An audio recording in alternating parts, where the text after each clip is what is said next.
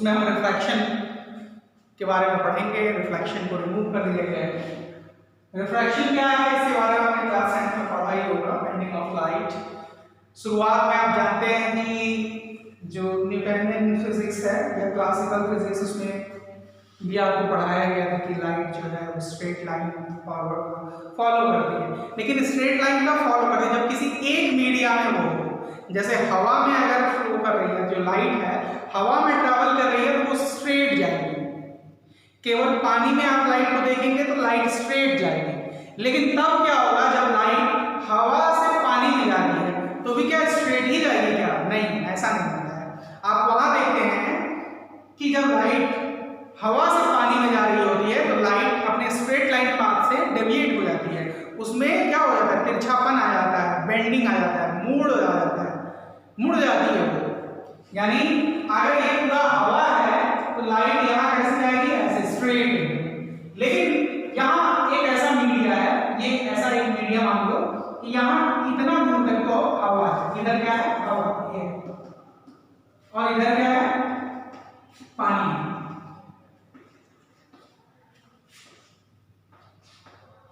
ठीक है, आप देखो, मान लो एक लाइट रे आ रही है इस तरीके से, इस तरीके से एक लाइट रे आ रही है, आप देखोगे कि ये लाइट रे जानी कैसी चाहिए थी? हमने तो ये पढ़ा है कि light travels in straight path. आपके हिसाब से आप कहोगे कि नहीं भैया लाइट तो जानी कैसे चाहिए थी? ऐसे जानी चाहिए थी, एकदम स्ट्रेट ऐसा। लेकिन आप देखते क्या एक्चुअली क्या होता है कि लाइट ऐसे नहीं जाती है, बल्कि यहाँ हमारा थोड़ा पेचीदा हो जाता है और लाइट की तरफ जानी शुरू हो जाती है। ये लाइट थोड़ी मुड़ जाती है। ये लाइट जो यहां से अगर हम एक नॉर्मल ड्रॉ करें, दिस इज नॉर्मल, लाइट को ऐसे जानी चाहिए थी, लेकिन ये ऐसे न जाके बल्कि क्या होता है, ये थोड़ा मुड़ जाता है, इस तरीके से आपको जाता हुआ दिखेगा। ठीक है, तो देखो लाइट जानी कैसे चाहिए थी? इधर, और चली किधर गई? इधर। यानी ये लाइट डेविएट हो गई। लाइट क्या हो गई? डेविएट हो गई, अपने स्ट्रेट लाइन पाथ से डेविएट हो गई, तो इसको कहते हैं angle of deviation. Angle of deviation अगर आपको डिफाइन करना हो तो आप कैसा डिफाइन कर सकते हो? It is the angle between refracted रे। ये लाइट क्या कहलाती है? रिफ्रैक्टेड। ये कौन सी लाइट है? Incident ray. ये क्या है? रिफ्रैक्टेड रे है। तो और ये जो लाइट है ये इसका पाथ होना चाहिए था, या इंसिडेंट लाइट ही है ना, इंसिडेंट लाइट को आगे हमने फॉरवर्ड किया है। तो the angle between incident ray and refracted ray is known as angle of deviation. तो here this delta is angle of deviation. हालांकि अभी यहां से हमें डिस्कशन नहीं शुरू करना चाहिए था, लेकिन हम आपको क्यों बता रहे हैं। अभी अपने दिमाग में खाका तैयार रखिए, आगे इसका और भी बहस करेंगे। ये angle, this is your normal, ये हमने नॉर्मल ड्रॉ किया है 90 डिग्री, तो ये आपका एंगल ऑफ इंसिडेंस है। What is the angle of incidence? The angle between incident ray and normal is known as what? That is angle of incidence, और this is angle of refraction, this is angle of refraction. The refracted angle between refracted ray and normal is known as angle of refraction. तो ये चीज तो आपको मैं जो बताने की कोशिश कर रहा हूं, what is refraction? What is refraction? The bending of light when light travels from one medium to another medium. यहां एयर है और इधर आपका क्या है? वाटर है, या और कोई लिक्विड ले सकते हैं आपको जो पसंद हो, किसी को Coca Cola, Pepsi, Thums Up जो भी पसंद हो वो मान लीजिए ये सर्किट वाला मीडियम है। तो when the light is travelling from one media layer the other is some other media, that is water or any other media, whatever you like to choose.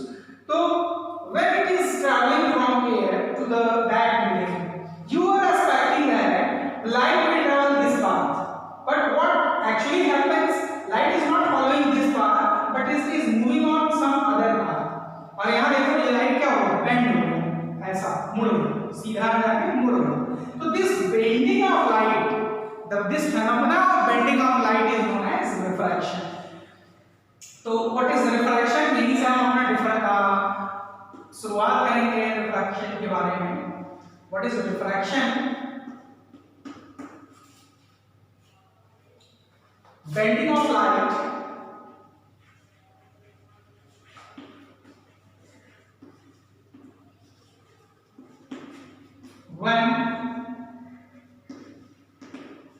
light travels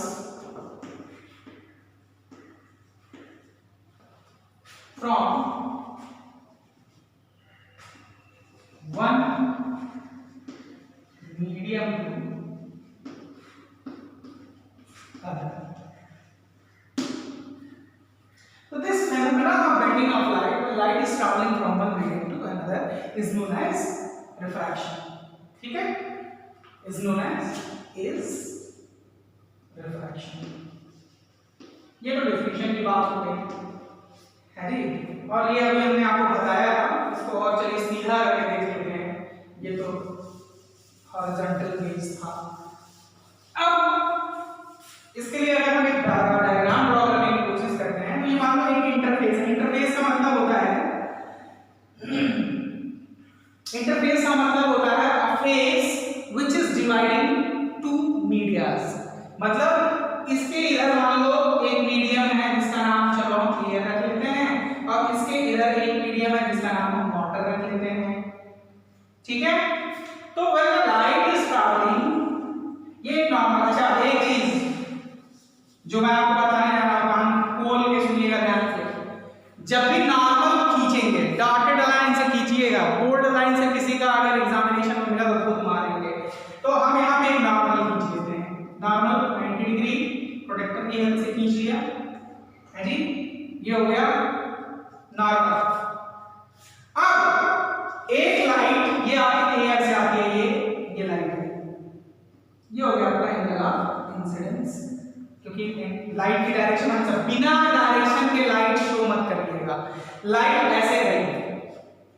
और आप क्या देखते हो कि light को जाना किधर था, ऐसे ऐसे सीधे गुजर जाना था, ऐसे स्ट्रेट। लेकिन हुआ क्या, आपने देखा कि अरे भैया ये तो ऐसे नहीं जा रहा बल्कि ऐसे हो गया, है ना?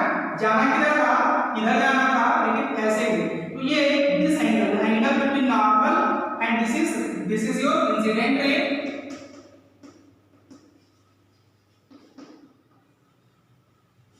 and this is your angle of incidence, and this is refracted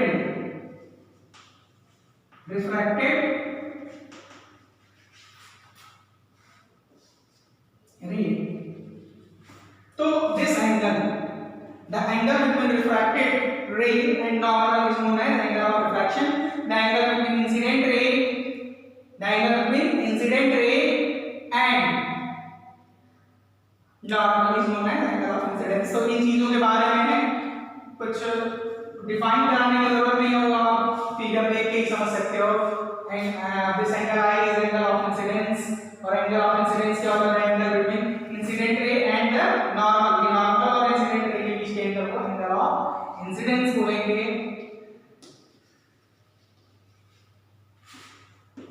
and this is angle of refraction, angle of refraction, the angle between refracted ray and normal। ठीक है? अच्छा, यहाँ पे डेविएशन कितना हुआ, डेविएशन कितना? आपने सोचा था कि लाइट जाएगी इतना इधर, लेकिन आई इधर, तो कितना एंगल डेविएट हुआ? this much is the deviation। इसको हम कहेंगे एंगल ऑफ डेविएशन। तो this delta is the angle of deviation. यहाँ ये डेल्टा जो है ये क्या है, एंगल ऑफ डेविएशन, तो ये भी आप देखेंगे what is angle of deviation. इसके बारे में ही हम केवल आपको बता रहे हैं। Angle of deviation is angle between यही जवाब देंगे, angle between incident ray and angle between incident ray and refracted रे, एंगल बिटवीन इंसिडेंट रे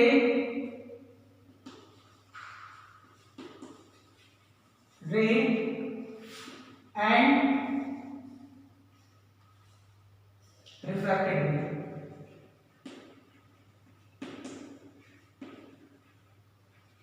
ठीक है, इस तरीके से। तो यहां तक रिफ्रैक्शन में कोई दिक्कत नहीं होगी। आगे हम लॉज वगैरह के बारे में जानेंगे।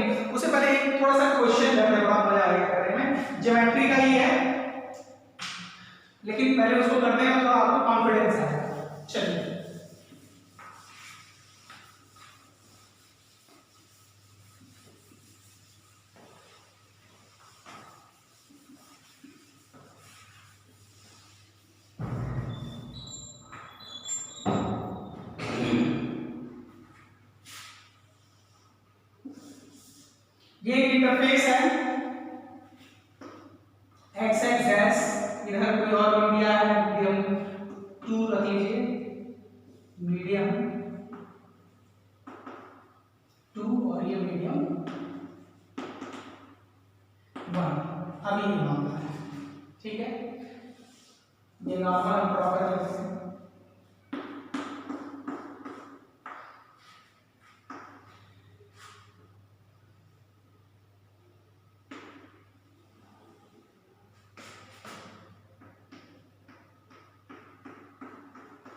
जनरेटर था चला जाएगा। This is 15 degree, sorry this is 60 degree, है ना। ये 60 डिग्री है और ये जानते हो ना, ये क्या है, एंगल ऑफ डेविएशन। ये दिया हुआ है, दिस इज चलो 35 डिग्री लेते हैं, 35 डिग्री। अब आपको बताना है कि एंगल ऑफ रिफ्रैक्शन कितना होगा। You have to find the angle of refraction. तो इसको कैसे सॉल्व करेंगे, किसी के कोई आइडिया नहीं है? तो सिंपल ज्योमेट्री हम लगाते हैं। आप जानते हो कि ये एंगल जितना होगा वही ये भी होगा, वर्टिकली अपोजिट एंगल होगा, ठीक है। यानी ये जो एंगल है 60 डिग्री का, जो इंसिडेंट एंगल ऑफ इंसिडेंस होगा वो किसके बराबर होगा, r प्लस डेल्टा के बराबर। तो हमें i = 60 तो पता ही है, हमारे पास डेल्टा भी एंगल ऑफ रिफ्रैक्शन निकालना है। तो एंगल ऑफ रिफ्रैक्शन जो हो जाएगा वो कितना हो जाएगा, 60 - 35 और ये हो जाएगा 20। एंगल ऑफ रिफ्रैक्शन आपके पास कितना आ गया, 25। तो इस तरह के क्वेश्चंस अगर आते हैं तो हम देखते रहेंगे। अब सवाल ये उठता है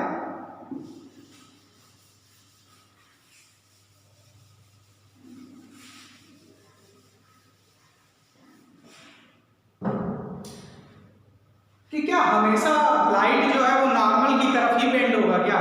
नहीं, ऐसा नहीं होगा। डिपेंड करेगा कि आपका मीडियम कैसा है, ऑप्टिकल जो मीडियम है वो कैसा है। लाइट किस मीडियम से किस मीडियम से की तरफ जा रही है, यानी ऑप्टिकल डेंसर मीडियम से रेयर मीडियम की तरफ जा रही है या ऑप्टिकल रेयर मीडियम से डेंसर मीडियम की तरफ जा रही है ना। तो एक चीज आप जानते हैं, जो चीज जितना घना होगा, जिसकी डेंसिटी ज्यादा होगी वो लाइट को उतना ज्यादा मोड़ लेगा अपनी तरफ, नॉर्मल की तरफ। जिसकी डेंसिटी कम होगी वो कम मोड़ेगा।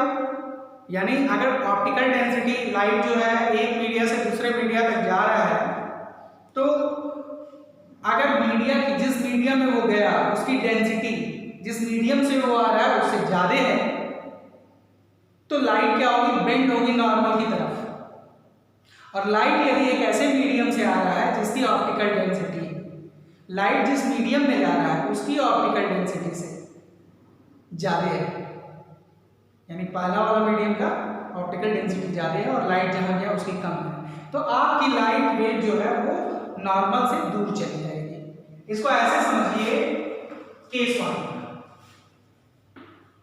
हालांकि इसको लॉ बताने के बाद बताना चाहिए था, लेकिन ये 10th में आपने पढ़ रखा होगा, इसलिए पहले मैं बता देता हूं इसको, फिर एक बार case 1। When medium 2 is denser, यानी मीडियम 1 क्या है, इससे कम डेंस है, ऐसे समझिए। ये आपका इंटरफेस हो गया x x डैश। अब यहां हमने एक नॉर्मल ड्रॉ करी है, यहां से हमारी लाइट आ रही है, ये एंगल ऑफ इंसिडेंस हो गया, लाइट की डायरेक्शन दिखा दी। अभी हमें ये मालूम है कि ये सेकंड मीडियम जो है डेंसर है और ये फर्स्ट मीडियम क्या है, रेयर है, ये डेंसर। तो लाइट जब भी आएगी ये नॉर्मल, अच्छा देखिए हमने गलत कर दिया, ये नॉर्मल आपको याद रखिएगा, डॉटेड से बनना चाहिए, कभी भी बोल्ड नहीं होना चाहिए। ये डॉटेड हो गया, ये नॉर्मल हो गया। जब हम इसको ड्रॉ करेंगे तो ये क्या होगा, नॉर्मल की तरफ मुड़ जाएगी। इसको जाना चाहिए था इधर, सीधे ऐसे निकलना चाहिए था, आप देख किधर रहे हो, ये सीधे मुड़ गई नॉर्मल की तरफ ऐसे। तो यहां आप देख रहे हो ना कि एंगल ऑफ इंसिडेंस जो है, एंगल ऑफ इंसिडेंस और एंगल ऑफ रिफ्रैक्शन, ऐसे केसेस में हमेशा एंगल ऑफ इंसिडेंस होगा वो एंगल ऑफ रिफ्रैक्शन से ज्यादा होगा। कब? When light is travelling from rare medium to denser medium. तो यहाँ कंक्लूजन जो है आपका वो क्या है? पहला कंक्लूजन जब आप लिखेंगे, कंक्लूजन 1 क्या? एंगल ऑफ इंसिडेंस होगा वो हमेशा एंगल ऑफ रिफ्रैक्शन से ज्यादा होगा when light is traveling from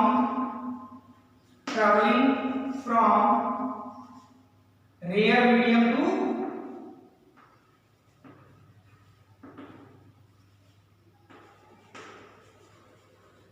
denser medium। ये कंक्लूजन से इंपॉर्टेंट है। जहां ही आपने देखा कि अगर ये यहां देख रहे हो ये क्या है 45 है और ये क्या है 30 है, तो तुरंत कहोगे कि ये वाला मीडियम क्या है? डेंसर है, ये वाला रेयर है। देखते ही आपको बता देना है। अच्छा, अब दूसरा केस देख लेते हैं। दूसरा केस ये है केस 2 में, case 2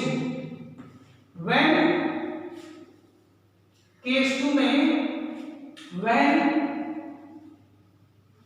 first medium is denser, first medium is denser, यानी सेकेंड मीडियम क्या है? इस बार रेयर है।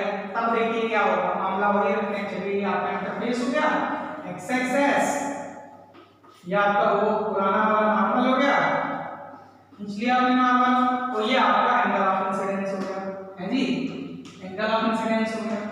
अब क्या होगा? आपने क्या कहा कि मीडियम 1 इज यार, मीडियम 1 इज डेंसर, ये 2 क्या है? 2 जो है इस बार रेयर है ना। अब मीडियम 1 क्या है? डेंसर है। तो इस केस में आप देखोगे कि लाइट को जाना किधर था?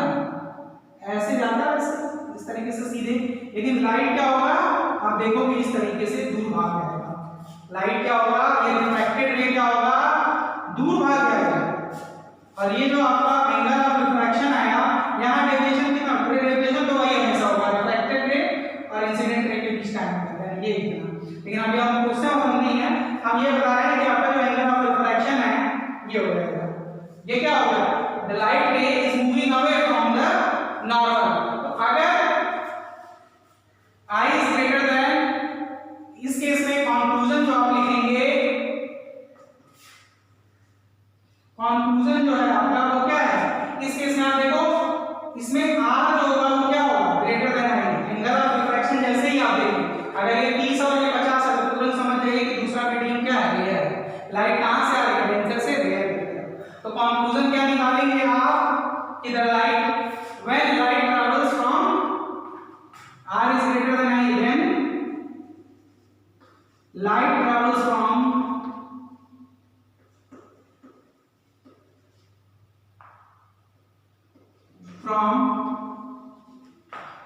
denser medium to rare medium। ठीक है, तो ये चीजें आपको देखने को मिलेंगी। तो इस तरह के क्वेश्चंस ऐसे भी आते हैं। कंक्लूजन ये आपने निकाल लिया, इसमें कोई दिक्कत नहीं होनी चाहिए। अभी इसको एक बार और हम लोग देखेंगे, लॉज वगैरह पढ़ेंगे तब। उससे पहले डायरेक्ट क्वेश्चंस कैसे आते हैं बोर्ड में, देखिए।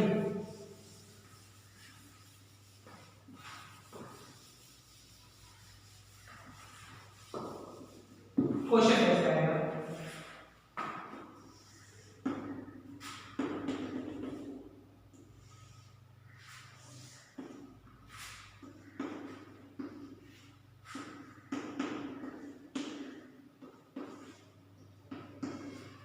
ऐसा क्वेश्चन दिया रहेगा, कुछ नहीं दिया रहेगा, सब पहले भी ना दिया होगा।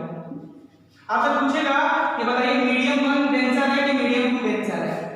तो आप जैसे ही इसको देखोगे, आप देख रहे हैं ये मूव अवे कर रहा है, तो ये डेंसर होगा तो नजदीक आ रहा है, लेकिन मूव अवे कर रहा है रिफ्रैक्टेड रे, तो यानी ये क्या होगा? ये रेयर है और ये डेंसर। इस तरह के क्वेश्चंस आते हैं। ऐसे भी आ सकता है, ऐसे के चक्कर में नहीं होगा। मान लीजिए ये नॉर्मल आपने ड्रॉ किया, ये लाइट रे हमेशा ऊपर से नहीं हो सकता, ये नीचे से ऐसे लाइट रे आ रही है, लाइट ऐसे गई, ऐसे, ये मीडियम 1 है और ये मीडियम 2 है, ये इंसिडेंट हो रहा है यहाँ पे और ये रिफ्रैक्ट हो रहा है। अब आपको बताना है इस केस में कि कौन सा रेयर है कौन सा डेंसर। तो आप हमेशा दिमाग में यही रखेंगे, लाइट रे जहां नॉर्मल के तरफ जाएगी वही डेंसर होगा। तो नॉर्मल की तरफ कौन है, ये है, या कंडीशन याद रहेगा तब भी आप कर सकते हैं। तो ये नॉर्मल की तरफ मुड़ रहा है, यानी ये क्या होगा 1 इन, ये वाला क्या होगा डेंसर होगा। तो इस तरह के क्वेश्चंस के लिए आप तैयार रहिएगा। अगर आपका कॉन्सेप्ट बहुत क्लियर है तो आपको कोई दिक्कत नहीं होने वाली है। चलिए आज यही खत्म करते हैं इस मामले को, और आगे कल जो है हम लॉज ऑफ रिफ्रैक्शन को पढ़ेंगे और हम ऑप्टिकल प्रॉपर्टी के बारे में पढ़ेंगे कि रिफ्रैक्टिव इंडेक्स क्या होता है, वेवलेंथ ऑफ लाइट जो है, जब लाइट एक मीडियम से दूसरे मीडियम में आती है तो वेवलेंथ चेंज हो जाता है, फ्रीक्वेंसी नहीं चेंज होती है। इन प्रॉपर्टीज की तरफ हम ध्यान देंगे और पढ़ेंगे। ये प्रॉपर्टीज बहुत इंपॉर्टेंट है और बहुत ही ध्यान से हम पढ़ेंगे। एक चीज की एश्योरेंस मैं आपको दे दे रहा हूं कि सबसे अच्छी तरीके से यहाँ जो जितने लोग भी पढ़ा रहे हैं, whatever the teachers are taking their classes in coaching or the school, I will give you the best note and the best demonstration, the best class। तो उसके लिए आप ऐसे हो रहिए, बस आप पेशेंस बनाए रखिए और अपने ऊपर कॉन्फिडेंस रखिए, वीडियोस देखिए, न्यूमेरिकल थ्योरी इन सब की गारंटी मेरी है। इन वीडियोस के अलावा आपको फिजिक्स के लिए किसी किताब तक को हाथ लगाने की जरूरत नहीं पड़ेगी। चलिए फिर मिलते हैं अगले टर्न पे। चलिए थैंक यू वेरी मच।